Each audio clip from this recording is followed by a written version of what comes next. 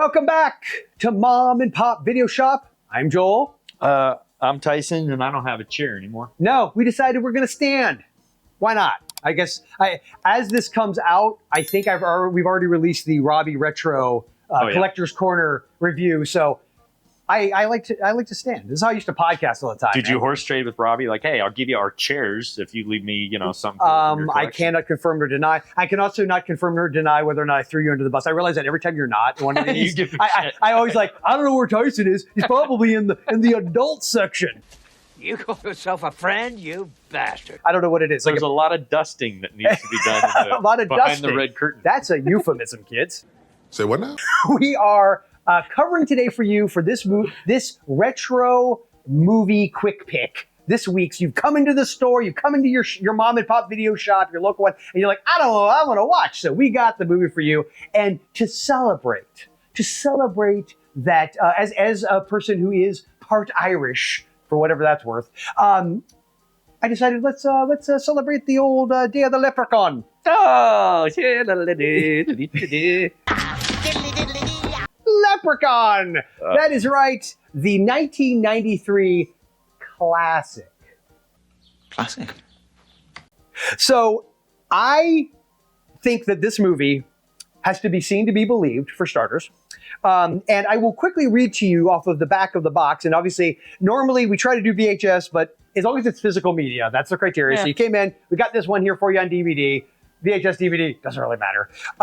But on the back of the box, it says, a horrific leprechaun, Warwick Davis, goes on a rampage after his precious bag of gold coins, that's the worst Irish accent ever, is stolen. And that's all I'm going to say, because that's basically the movie in a nutshell. That's all you need to know. And the fact that it's one of Jennifer Aniston's... Was it her first? I didn't look this up to start with, but I'm pretty sure it was definitely... My wife thought it was her first. She was on the show Herman's Head. Okay. Which sounds far dirtier than it is. But Charlie Brewster. Yes, well, yeah, William Ragsdale's in it. He's the star. But I remember her being on that show. I'm pretty sure it was Herman's Head.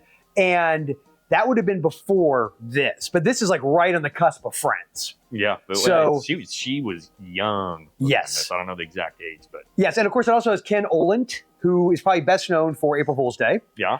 And the dude from Francis from...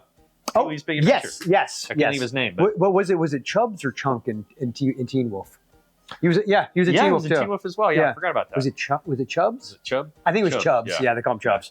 The 80s. So Leprechaun came out in January of 1993, which seems apropos, and it proves the point that my birth month has always given us, let's say, often less than stellar cinematic achievements. There's got to be some weird zodiac thing there where, like, that's why you're attracted to some of the shit. Maybe it is. To. And I have to get full confession. I saw this opening weekend. I'm not surprised. As I told the kids, my kids watched this for me. They hadn't seen it before. I said, I remember going to see this opening weekend, and I also remember being virtually the only person in the movie theater opening weekend for Leprechaun. It took me a lot longer to see this, and I'll tell you why.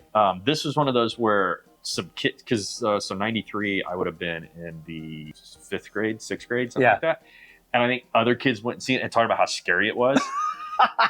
So it's like, oh, well, maybe I better not watch. And this is, from somebody who's watching Friday the 13th and Pet Cemetery and all this so stuff. you're thinking, exactly. And you realize when you get older that I was the weird one, and that this is the shit that normal. This is the edgy shit that normal 5th and 6th graders watch. 100%. This is what they call gateway horror. Like on Jay of the Dead's new horror movies all the time, they're always talking about gateway horror.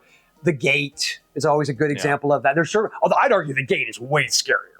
Because it is. And I think the only reason this is R is because of a couple. They say the F-bomb like twice, which probably even in 93 would have gotten them a PG-13. And although they do have a little kid say it at one point, and I'm guessing that's why. But then also there is like 1 or 2 gore effects that are pretty good. Yeah. They're not bad for what they are. Wow, you're really selling me. And so the effects of this are pretty good. Also, my wife and I have been rewatching the 80s sitcom Newhart. And you remember Larry, this is my brother Daryl, my other brother Daryl. Yeah. One of the Daryls is in Leprechaun, and he speaks, which is very off-putting in a weird way. Right. So, so Warwick Davis, I love, he gives it his all. Like he He goes 110% into this character, and I'm there for it. I love this movie, and I love it unironically. It is not scary at all. It is campy, goofy, over the top, but it's just fun. There's just that early 90s sort of like post really great horror films of the 80s and pre-Scream, and before we get into that whole meta world, where they weren't really sure what to do yet. In fact, I remember reading in Fangoria before this came out with the director, where he talked about how they actively were trying to make this into a franchise. Like, it was an intentional effort.